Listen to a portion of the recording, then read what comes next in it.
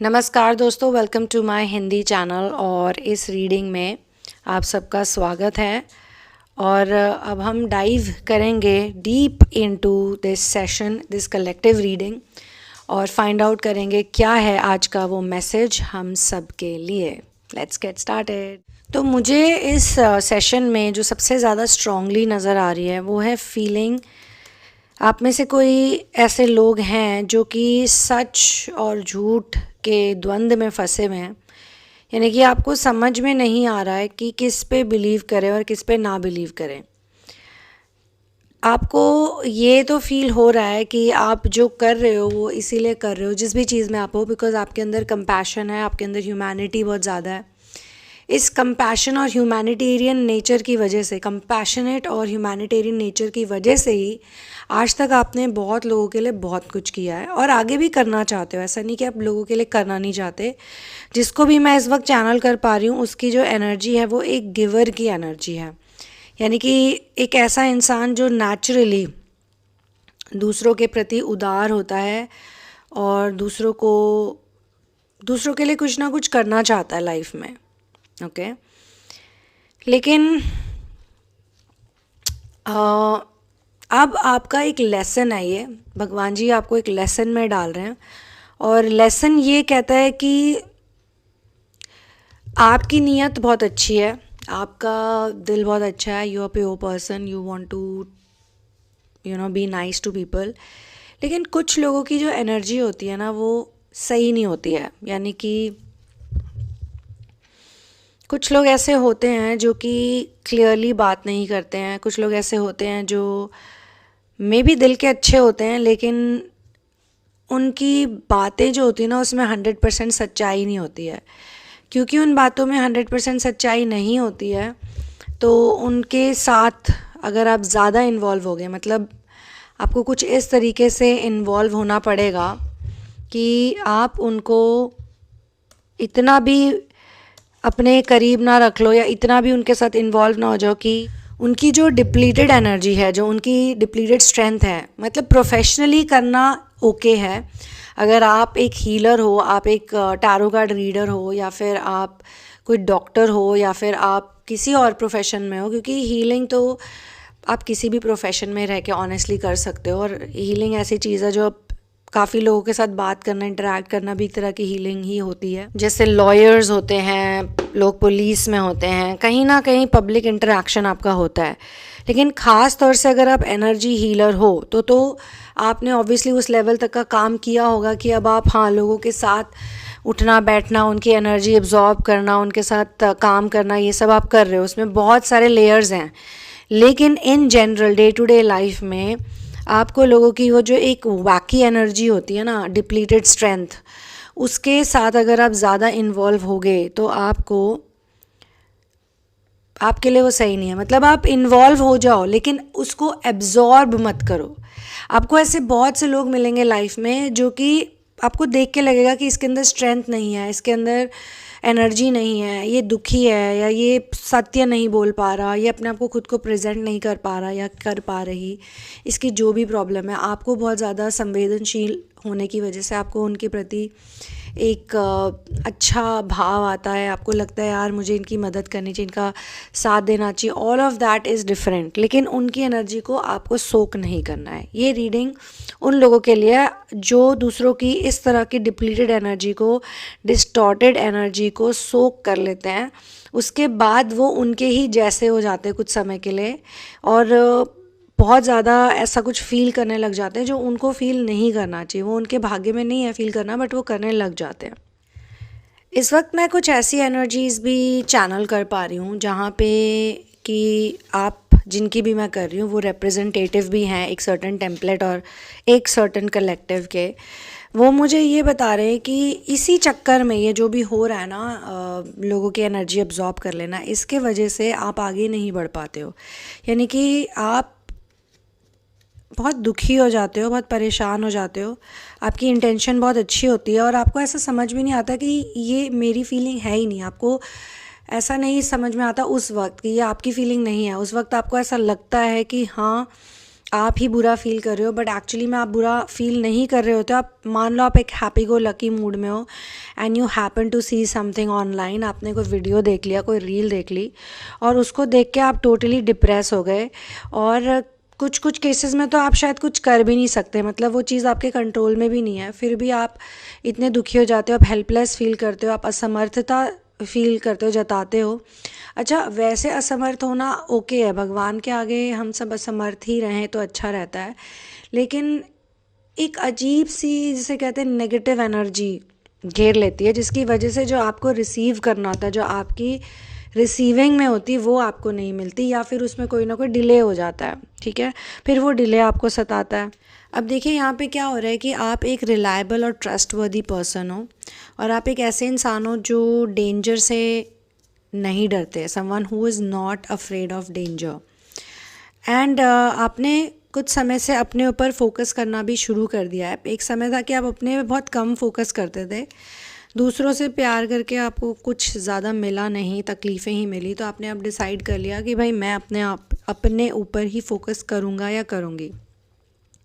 तो जब आपने ऐसा करना शुरू कर दिया तो सबसे पहले तो अब आपने अपने पास से मूव ऑन करना शुरू कर दिया। ठीक है, पास से मूव ऑन करना आपके लिए इसलिए भी मुश्किल नहीं रहा क्योंकि बचपन में किसी ट्रॉमेटिक मेमोरी की वजह से, एक या एक से ज़्यादा ट्रॉमेटिक मेमोरी, जो कि आपकी ही प्रोग्रामिंग से, आपकी डीएनए की वजह से आपको मिली।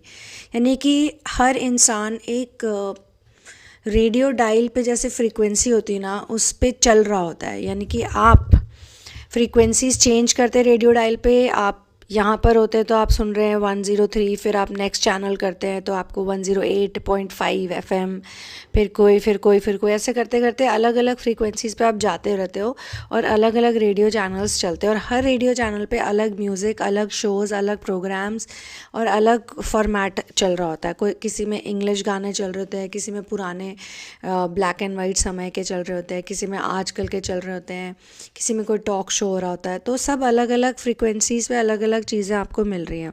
सिमिलरली आप जिस फ्रीक्वेंसी पे थे, उस फ्रीक्वेंसी में आपके साथ कुछ ट्रॉमेटिक घटनाएं घटी, और उन ट्रॉमेटिक घटनाओं के वजह से उनसे इंटरकनेक्टेड और भी ज़्यादा घटनाएं घटती रहीं, जिसकी वजह से आपके अंदर एक एनर्जी बन गई, जिसको आप इस तरह से समझ सकते हो कि पास्ट से मूव ऑन करना मुश्किल हो गया, क्योंकि एक घटना थोड़े ना घटी उस तरह की। अगर एक इंसान ने आपका हार्ट ब्रेक किया होता और उसके बाद सेकंड ने नहीं किया होता तो शायद आप कहते ओके फाइन, बट आपका हार्ट ब्रेक काफ़ी बार हुआ है। यहाँ पे मैं सिर्फ रोमांटिक रिलेशनशिप्स की बात नहीं कर रही हूँ, अगर आपके लोगों से फ्रेंडशिप्स भी हुई हैं तो उसमें भी आपको इस चीज़ को फेस करना पड़ा है किसी ना किसी तरह की। जब नेगेटिव एनर्जी एक मतलब फिक्स्ड फॉर्मेट में आ जाती है, एक टेम्पलेट जैसी बन जाती है, या एक प्रोग्रामिंग का कोड बन जाती है, तो उसको रिलीज़ करना पड़ता है, और उसको रिलीज़ करने के लिए ही सारा इनर वर्क किया जाता है। और वो जब एक चीज़ रिलीज़ हो जाती है, वो हील हो जाती है, तो फिर उसके साथ जुड़ी हुई बहुत सारी मेमोरीज़ जो आगे जाके बनती गई हैं, वो भी हील हो जाती है और रिलीज़ हो जाती है। अब आपके अंदर और एक गुण बहुत अच्छा दिखाया जा रहा है, वो ये है कि you love to see other people win and excel in life. यानी कि आप हमेशा यही चाहते हो कि दूसरे भी अच्छा करें। ये बहुत ही रेयर क्वालिटी है, हर किसी में नहीं होती है, but at the same time आपको अभी भी अंतर नहीं पता है कंपैशनेट लोगों में और कंप्लेन करने वाले लोगों में। मतलब कंपैशनेट लोग जो होते हैं वो कंपैरिजंस नहीं करते इतने, लेकिन जो कंप्लेन करते हैं वो बहुत कंपैरिजंस करते हैं। तो जेन्युइन और फेक के बीच में अभी आपको और लेसन सीखने हैं। You are learning lessons all the time in life, लेकिन ये वाला लेसन बहुत ज़्यादा इम्पॉर्टेंट है, जो कि इस चैनलिंग में पॉप आउट होके निकल रहा है, जिसकी वजह से बदलाव की ज़रूरत है। Change is a must, change is needed. और एक स्ट्रगल भी मुझे दिख रहा है कि फ़िज़िकल फिटनेस से लेकर या फिर एनर्जी से ही रिलेटेड, यानी कि हो सकता है आपने कोशिश करी है कि आप अपनी लाइफ को चेंज करेंगे, तो आपको लगा कि उसके लिए आपको रूटीन को बदलना ज़रूरी है, खाने पीने को बदलना ज़रूरी है। काफ़ी चीज़ें आपकी ऑलरेडी बदल भी रही हैं ऑर्गेनिकली, या फिर आप कह सकते हो एज के साथ, एक्सपीरियंस के साथ, समझ के साथ कुछ चीज़ें बदल रही, एक्सेप्टेंस के साथ। या फिर वो कहते हैं ना कि एडिक्शन जब होती किसी भी चीज़ की, तो उसमें इंसान बार बार एक ही चीज़ चाहता है, और वो बार बार तड़पता रहता है, और तब तक वो उस चीज़ को करना नहीं छोड़ता जब तक कि वो उसकी तबीयत ख़राब नहीं हो जाती, या उसकी हालत ख़राब नहीं हो जाती, या उसको बहुत ज़्यादा पेन नहीं मिलता। उसी तरीके से बहुत से टॉक्सिक रिलेशनशिप और फ्रेंडशिप्स भी ऐसे ही होती हैं कि आप एक करते हो, दूसरे में जाते हो, तीसरे में जाते हो, और बार बार बार बार वही चीज़ जब आपके साथ होती है तो फाइनली जब आपसे और सहा नहीं जाता तब आप कहते हो कि okay, now I will quit this pattern. और वो पैटर्न नहीं, वो एक तरह की एडिक्शन है। और एडिक्शन किससे आ रही है? जैसा मैंने कहा, टेम्पलेट से। टेम्पलेट कहाँ से आ रहा है? फ्रीक्वेंसी से। मुझे आपके पास ऐसे लोग भी नज़र आ रहे हैं जिनका कुछ कनेक्शन है फेम से। हो सकता है किसी फेमस पर्सन को आप जानते हो, उससे रिलेटेड है, या फिर आजकल तो हर गली नुक्कड़ में इन्फ्लुएंसर्स हैं, तो कोई इन्फ्लुएंसर टाइप की एनर्जी भी हो सकती है। या फिर कोई ऐसा इंसान जो अपनी वाहवाही लूटने के लिए ही सारे काम करता है, हमेशा हेडलाइंस में बने रहना, सुर्खियों में बने रहना, मतलब नॉट रियली न्यूज़पेपर की हेडलाइन, बट जैसे हर जगह उनके चर्चे हों, उनकी वाहवाही हो, उनकी बातें हों। उस टाइप का कोई इंसान है जिसकी वजह से आपको ये लेसन मिल रहा है, और जिसकी एनर्जी भी मुझे यहाँ पे नज़र आ रही है। ठीक है, this person is an enabled narcissist. जैसे आपकी एक फ्रीक्वेंसी और आपका एक टेम्पलेट है, तो सामने वाले का भी एक फ्रीक्वेंसी और एक टेम्पलेट है, जिसमें कि ये एक ऐसे इंसान है जो कि एनेबल्ड हैं, यानी कि इनका जो ये बिहेवियर है ये इनको लेगेसी में मिला है। आप इनसे इसलिए नहीं मिले कि आप इनको ब्लेम करें आगे जाके, आप इनसे इसलिए मिले हो ताकि आप अपने टेम्पलेट को हील कर सको। यानी कि जो भी आपके साथ अभी घट रहा है, जिस चीज़ को आप सीख रहे हो, वो कहीं ना कहीं आपके लिए हो रही है, ताकि आप अब दोबारा उस पेन में, उस नेगेटिविटी में, उस एंगल में कभी दोबारा ना जाओ। लोगों के प्रति काइंड हार्टेड होना एक बहुत अच्छी बात है, लेकिन कुछ लोग ऐसे होते हैं जो बदल नहीं सकते। उनकी जो बैड हैबिट्स है या फिर उनके लेवल का जो एनेबल्ड बिहेवियर है, इसको मैं कुछ ऐसे एक्सप्लेन कर सकती हूँ कि जैसे आपका नेचर ये हो सकता है कि आप की अच्छी ज़िंदगी है, आप एक अच्छे इंसान हो।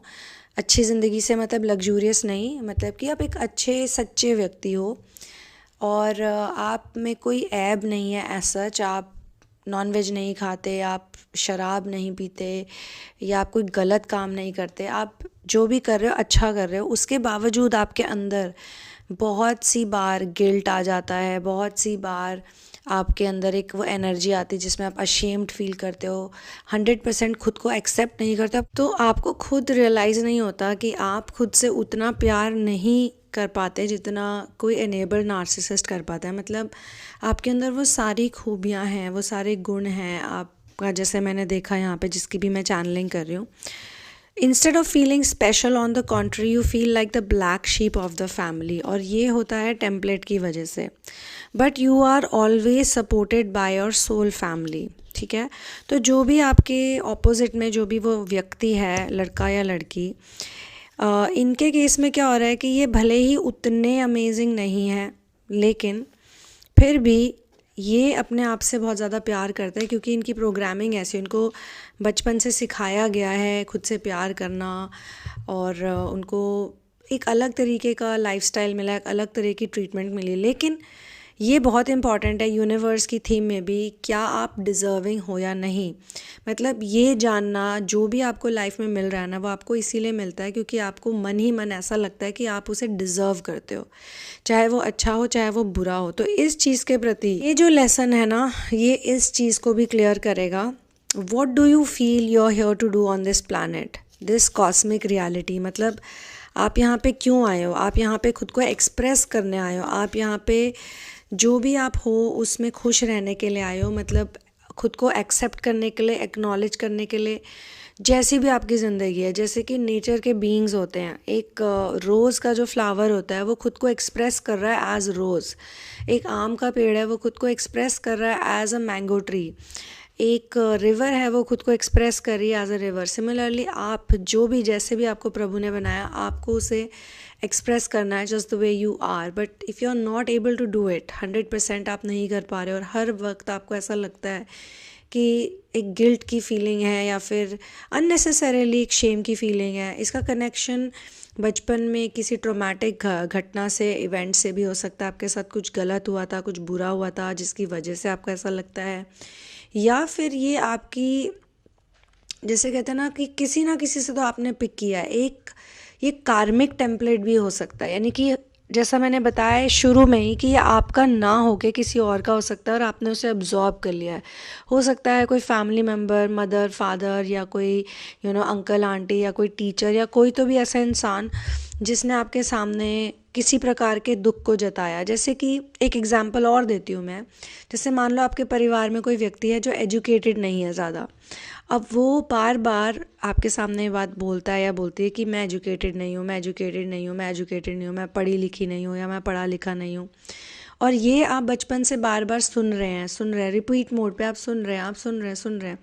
तो आपके मन में एक एनर्जी बन जाती है कि आप उनके दुख को एब्जॉर्ब करने लग गए हो। मतलब कि आप भले ही पढ़े लिखे हो, लिटरेट हो, लेकिन फिर भी आपके मन में ये फीलिंग है कि यार कोई सामने वाला बंदा एजुकेटेड नहीं है जो कि मुझसे क्लोज है, जो कि बार बार इस बात को बोल रहा है, जो कि बार बार ये दुख जता रहा है कॉन्स्टेंटली।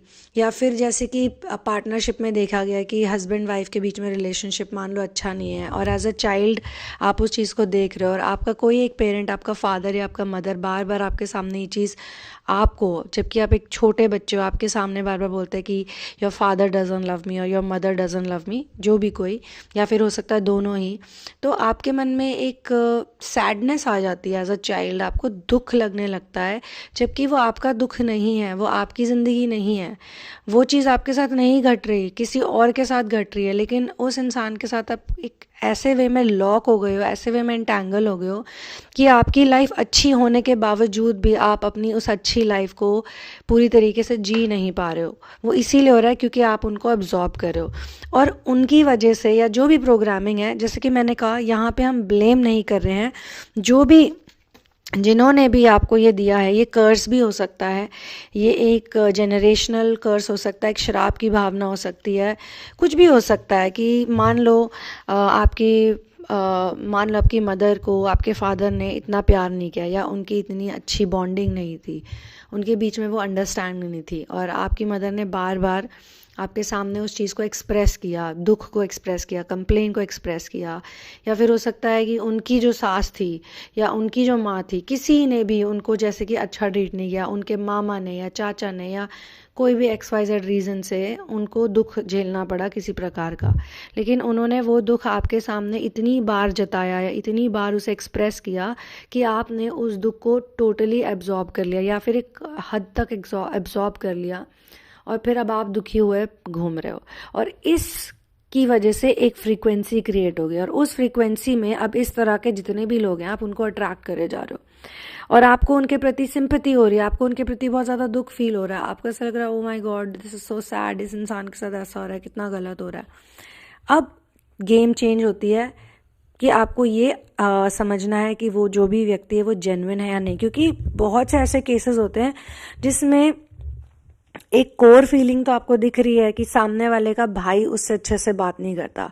अब हो सकता है कभी आपके और आपकी भाई की लड़ाई हो गई हो, या आपके किसी जान पहचान में आपने देखा हो कि भाई और बहन का रिलेशनशिप अच्छा नहीं है। अब एज सिबलिंग अगर आपका बॉन्ड बहुत अच्छा भी रहा हो या हो भी, तभी भी आप उसको पूरी तरीके से फील नहीं कर पाएंगे, क्योंकि आप ये देख रहे हैं कि आपके बड़े या आपके कोई एडल्ट पर्सन जिनसे भी आपने देखा है, उनके रिश्ते अच्छे नहीं हैं, उनके रिश्तों में खटास है, या उनके रिश्तों में दुख है या तकलीफ़ है, तो आपने उसे एब्जॉर्ब कर लिया और एक फ्रीक्वेंसी जनरेट कर ली। तो इस तरह की जो नेगेटिव मेमोरीज़ होती हैं, या इस तरह के जो अटैचमेंट्स होते हैं जो आपको दूसरों के टेम्पलेट से मिले होते हैं, इनको हील करना बहुत ज़रूरी होता है, इनको रिलीज़ करना बहुत ज़रूरी होता है। ठीक है, आप चाहो तो इसको इंडिविजुअली भी कर सकते हो, और आप चाहो तो आप मेरे साथ भी वर्क कर सकते हो। एक नई थेरेपी, वैसे तो ये नई नहीं है, लेकिन इस पे बहुत काम हुआ है काफ़ी बार, और ये एक तरह से आप कह सकते हो कि अब जैसे जैसे समय बदल रहा है, ये एक बेटर रूप में आ चुकी है, एक बहुत ही फोकस्ड रूप में आ चुकी है,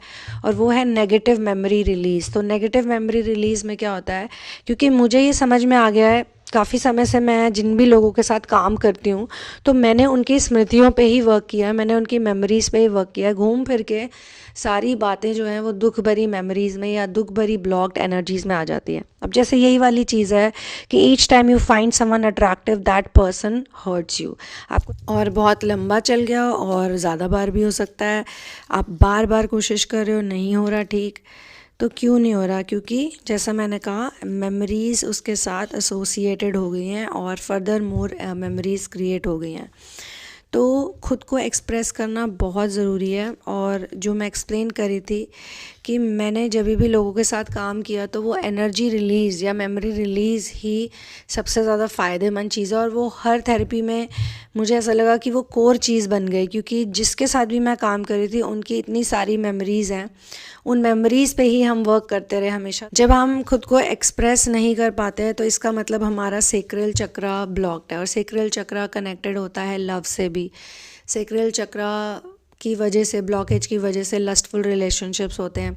सेक्रल चक्रा ब्लॉकेज की वजह से रॉन्ग पार्टनरशिप्स होती हैं, नार्सिसिस्टिक अब्यूज़ होता है।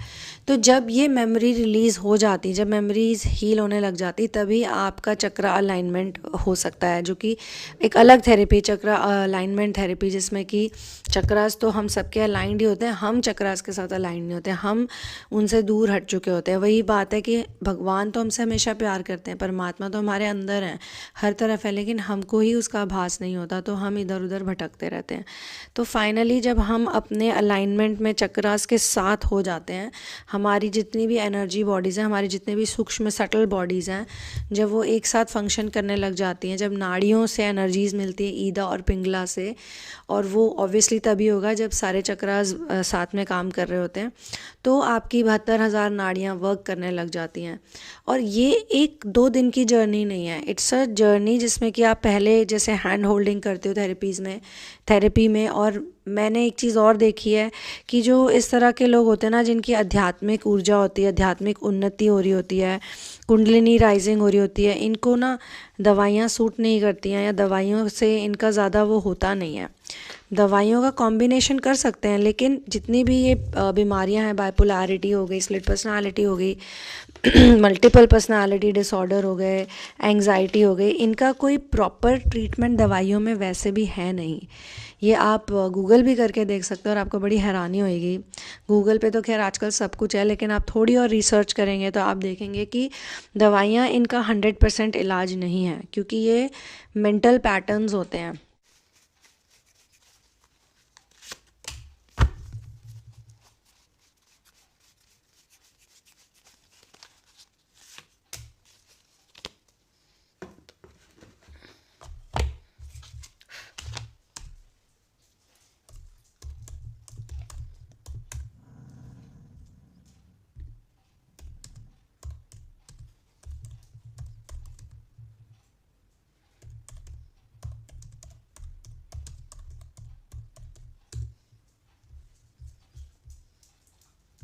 इधर आ जा।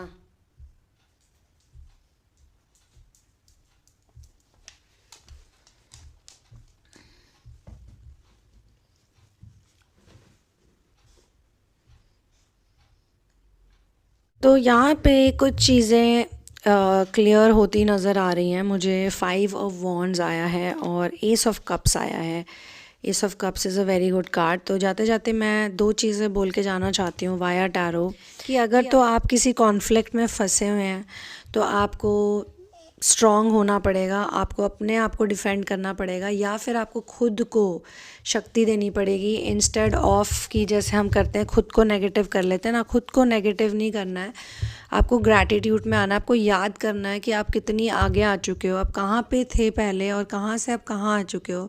मे बी आपने जब स्टार्ट किया था इस जर्नी को, कुंडलिनी की जर्नी जब आपकी लाइफ में आई थी, तो आप कितने ज़्यादा अलग व्यक्ति थे, और आज आपका व्यक्तित्व अलग है। और ये जो चीज़ें हैं ये मटीरियलिस्टिक सक्सेस से नहीं जुड़ी होती हैं, ये एक अंदरूनी फीलिंग होती है, हर इंसान को पता होती है। जिसने अपनी ये इनर वर्क जर्नी की होती है ना, उसको पता होता है कि किसी समय पहले वो कैसा फील करता था या करती थी, और आज वो कैसा फील करता है या करती है। ये जो इनर पीस की जो बात लोग करते हैं ना, जो इतने सालों से, मतलब हर वक्त हर जगह हर ऋषि मुनियों की यही सीख है, श्रीमद् भगवत गीता गीता में यही सिखाया है, रामायण में यही सिखाया है।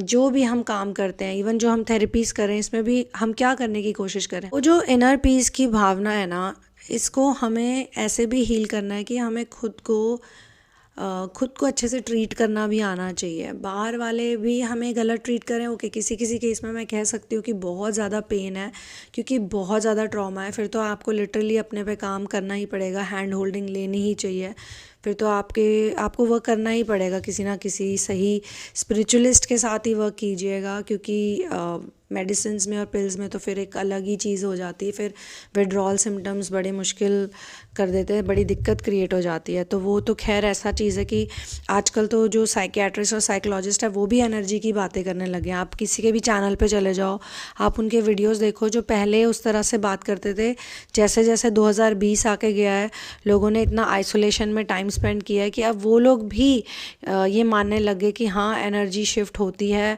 एनर्जी ब्लॉक्स होते हैं, एनर्जी हीलिंग होती है। सब ने अपने काम में एनर्जी वर्क को इंक्लूड करना क्यों शुरू कर दिया है, बिकॉज़ यही आगे जाके वे होगा।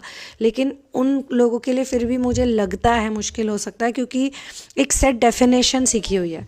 लेकिन जैसा मैंने कहा, ये जो इनर पीस है, ये जो असेंशन है, इसके बारे में हम खुद ही जान सकते हैं, हम बेस्ट जज होते हैं, क्योंकि हमें ही पता होता है हम कहाँ थे किसी समय में और अब कहाँ हैं। अगर प्रोग्रेस हुई है तो आपको उस प्रोग्रेस के प्रति ग्रेटफुल होना आना चाहिए। Gratitude is very very important. और अगर तो आपके चारों तरफ ऐसा लग रहा है कि बहुत सारे लोग हैं, too many cooks in the kitchen, too many cooks spoil the broth वाली बात है, बहुत से लोग हैं वहाँ पे। ये देखिए, ये हाथ देख सकते हैं आप, ये एक हाथ है, ये एक हाथ है। इस हाथ के पीछे एक बहुत ही मासूम सा चेहरा है। ये हाथ बार बार कोशिश कर रहा है कि मैं अपना ये चैनलिंग ना करूं। ये मासूम चेहरा दिखाने की ज़रूरत है। देखिए, हम ही जानते हैं कि हम कैसे थे, हम कहाँ थे और अब हम कहाँ हैं। तो यहाँ तक अगर हम आ गए हैं तो अब इसके आगे की जर्नी तो हमें तय करनी पड़ेगी, हमें उस पर ट्रस्ट करना पड़ेगा। हम फेथ के बिना हम आगे की जर्नी कैसे खुशी खुशी तय करेंगे। मतलब जो होना है वो तो होगा ही, whatever is predestined it will happen. ये है वो मासूम सा चेहरा जिससे माइक पे कुछ बोलना है शायद। बोलिए, बोलो हेलो हेलो। तो दोस्तों, आपको जैसी ज़िंदगी, ये सारा जो खेल है ना, ये आपके नेचुरल सेल्फ में आने का है, आपके नेचुरल अलाइनमेंट में आने का है। और अगर आपको अपने नेचुरल सेल्फ में आना है और उसके लिए आपको कोई चीज़ करनी है, अपने पे काम करना है, या अपने आप को चेंज करना है, या अपनी एडिक्शन पैटर्न छोड़नी है, और वो लिखा हुआ ऑलरेडी, वो प्रारब्ध है और वो प्री डेस्टिन्ड भी है, तो वो होगा। और उसके साथ जो ये तकलीफ़ दे चीज़ें होती ये भी होंगी, लेकिन अब आपको ही डिसाइड करना है कि अब आपको उनके साथ कंटिन्यू करना है या नहीं। अगर तो आप डिसाइड कर लेते हो कि अब आपको कंटिन्यू नहीं करना उस तरह की ज़िंदगी के साथ, तो फिर आपको उस पर वर्क करना पड़ेगा। और जैसे मैंने एक चीज़ और नोटिस करी है जो कि बहुत ज़्यादा करेक्ट है, कि जब हम अपना रूटीन चेंज करना चाहते हैं, लाइफस्टाइल चेंज करना चाहते हैं, या हम अपनी जस्ट एनर्जी लेवल को बढ़ाना चाहते हैं, तो वो हमारा होता है, फिर नहीं होता, फिर 2 दिन होता है, नहीं होता, फिर 4 दिन तो हम कर लेते हैं, 5वें दिन हमारे अंदर गिल्ट आ जाता है, यार हम तो कुछ भी नहीं कर पाते। फिर हम दूसरों को देखते हैं जिनका इतना अच्छा डिसिप्लिन है, इतना अच्छा रूटीन है, जो एक भी दिन स्किप नहीं करते, चाहे धूप हो, चाहे बारिश हो, चाहे सर्दी हो, गर्मी हो, वो बिल्कुल लगे हुए हैं। तो वो ऐसा कैसे कर सकते हैं? क्या उनको कोई चैलेंज नहीं आता? क्या उनको कोई प्रॉब्लम नहीं आती? वो कैसे कर पा रहे हैं? वो इसलिए कर पा रहे हैं क्योंकि उनके टेम्पलेट में वो चीज़ हो रही है, ठीक है। आप इसलिए नहीं कर पा रहे हो क्योंकि there is an energy block over there. जब हम हील हो जाते हैं ना, तो हमारी चीज़ें अपने आप बदल जाती हैं। जैसे कि मैं किसी ज़माने में जब छोटी थी तो मुझे नहीं पता था कि वेजिटेरियन खाना खाना चाहिए, मुझे नहीं पता था कि इस तरह की जो मेटाफिज़िकल वर्ल्ड है इसमें लोग रह सकते हैं, या हम एनिमल्स के साथ भी रह सकते हैं, दिस एंड दैट। क्यों नहीं पता था? क्योंकि नहीं पता था, वो हमें सिखाया नहीं गया। लेकिन जैसे जैसे कुंडलिनी एक्टिवेट होती गई, जैसे जैसे चक्रास अपने आप जो भी, ये तो बड़ा लंबा प्रोसेस है, एक दिन में नहीं हुआ, लेकिन जैसे जैसे ये होने लगा तो फूड हैबिट्स अपने आप बदल गई, लाइफस्टाइल अपने आप बदल गई, फ्रेंड्स अपने आप बदल गए, और काम करने का तरीका बदल गया, दुनिया को देखने का नज़रिया बदलने लगा। तो यानी कि जब हम अंदर से हील होने लग जाते हैं, अंदर से हमारे में बदलाव आता है, तो ये काफ़ी सारी चीज़ें खुद ब खुद होने लग जाती हैं, क्योंकि वो नेचुरल हो जाती हैं। कोई पेड़ों को नहीं कहता कि छाया ऐसे ही देनी चाहिए, या उसकी कोई प्रोसेस है, या कोई जीव जंतुओं को नहीं बोलता कि इतने बजे उठना है, या अब ये चाहे देखो कितनी भी शैतानी कर लेंगे, लेकिन ये अपनी नींद पूरी कर लेते हैं, और ये सुबह समय पे उठ जाते हैं, और ये हमेशा हैप्पी गो लकी होते हैं, जॉयफुल होते हैं। अभी भी इसमें पता नहीं कहाँ से इतनी एक्साइटमेंट है, देखो ये लगा हुआ है, लगा हुआ है ये इसको कोई फ़र्क नहीं पड़ रहा कि मैं चैनलिंग कर रही हूँ, मैं नहीं कर रही हूँ, और उसको पता है कि उसको एक्सेप्टेंस मिल रही है, उसको एक्नॉलेजमेंट मिल रही है। भले ही मैं उसे डांट दूंगी, हो सकता है ज़्यादा हो जाएगा तो मैं कहूँगी जाओ उधर जाओ, डिस्टर्ब मत करो, लेकिन उससे उसको कोई फ़र्क नहीं पड़ेगा। उसका जो जॉय डे विवरे एटीट्यूड है उसमें कोई फ़र्क नहीं पड़ने वाला। तो यहीं पे मैं इस चैनलिंग को क्लोज़ करती हूँ। एक और पॉइंट मैं कहना चाहती हूँ, वो ये है कि आप में से कुछ लोगों के केस में हो सकता है किसी प्रकार का कोई ऑफ़र आएगा, किसी प्रकार की कॉन्टेम्पलेशन आएगी, तो वहाँ पे भी आपको इसको एक रिमाइंडर की तरह लेना है, जो भी हमने आज डिस्कस किया, और फिर पूछना है सवाल कि क्या ये आपकी स्पिरिट को वो नरिशमेंट देगी जो आपको चाहिए, जो आप चाहते हो, ये चीज़। तो यहीं पे मैं इस सेशन को क्लोज़ करती हूँ। I will see you in the next video. One love. अरे भाई, I will see you in the next video. One love, peace out and victory to Ram. अच्छा ठीक है। शैतान शैतान।